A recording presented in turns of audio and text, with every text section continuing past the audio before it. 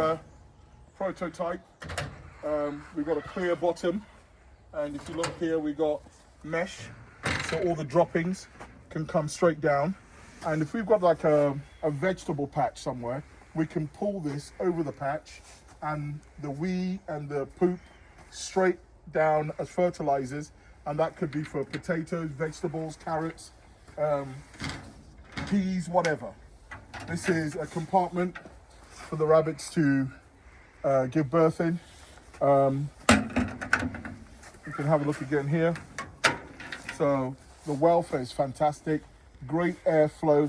They're not going to be stuck in a building somewhere, and we can move this frequently. So we put them on skids, as you can see, and what I'll do is just jump in. In fact, let's have a look at this side. We haven't quite finished, but yeah, double units. So we're making more of these, and there's going to be 6 compartments on each side. So we've got these skids, and we've connected to the gaiters, which will swing over there. And we're going to move into the first farm.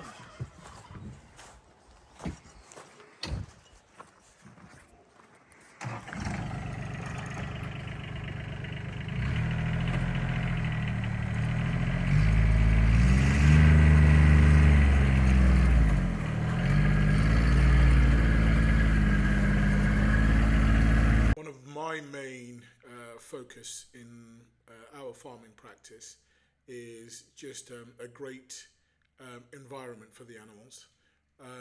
You know, a lot of rabbit farms are indoors. There's no air. They're just, I mean, the rabbits poo and pee a lot. So imagine, you know, how some of those buildings are. We will talk about that as we launch the rabbitry. So this makes a lot of sense, and the polyculture values in this is something that's very important also. So young Valko, this is our Estrela flock guardian. We're just starting to introduce him, and we just want to watch his natural behavior. He may chase initially, but we want to just see what his instinct is, you know, whether it's play. Call him over to you. And he has a herding instinct. One thing I have noticed with him, even as a youngster, he definitely has a herding instinct in him. So we promised you guys, and I'm promising the UK farmers, those that are pasture raising animals, that you will have support from me, 200%. Call him. And the operant conditioning is early exposure, you know, so definitely, it's not just in the UK, all over Europe, farmers are suffering millions and millions of pounds of losses. So naturally, his desire is not to attack naturally. And I've seen his ability to herd animals together. You're right, love. What's going on with you? Huh? It's freezing cold, I know. Goats don't like the cold. So natural herding instinct. You'll see him herding them round. He's not tampering with anybody. Natural instinct. And I like that. You know, if we can have him as a dual purpose flock guardian and then use him for, you know, the sheep that are over there, it'd be something quite amazing. Valko. Cowboy! Cowboy!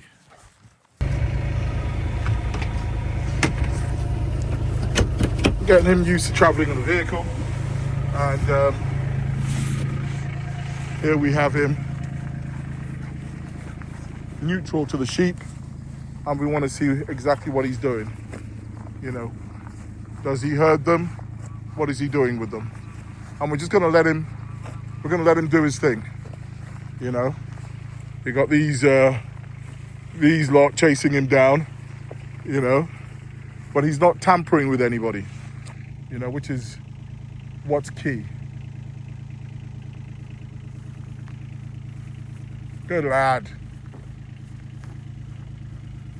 Valko, here.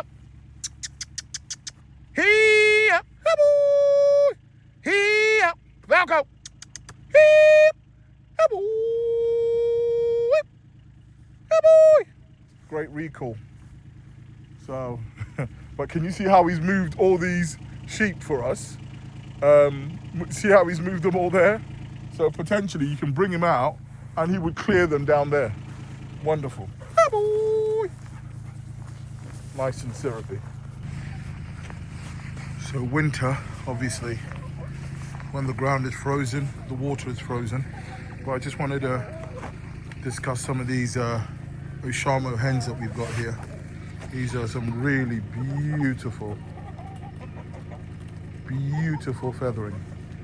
And one thing I've noticed about some of the Oshamos that I'm seeing out there, their feather is in really poor condition.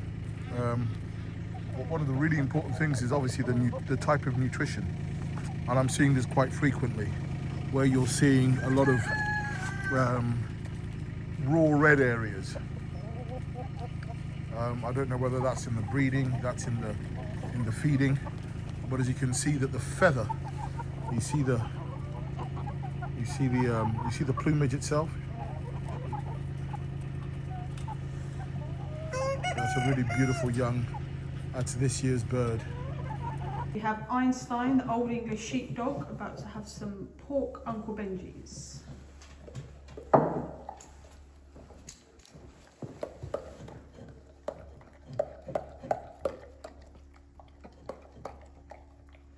Here we have Rio, the golden retriever, about to have some pork Uncle Benji's.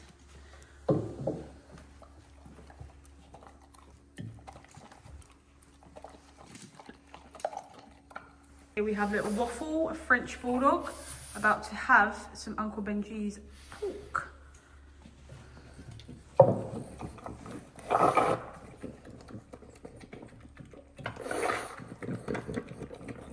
Thank you so much for all our supporters.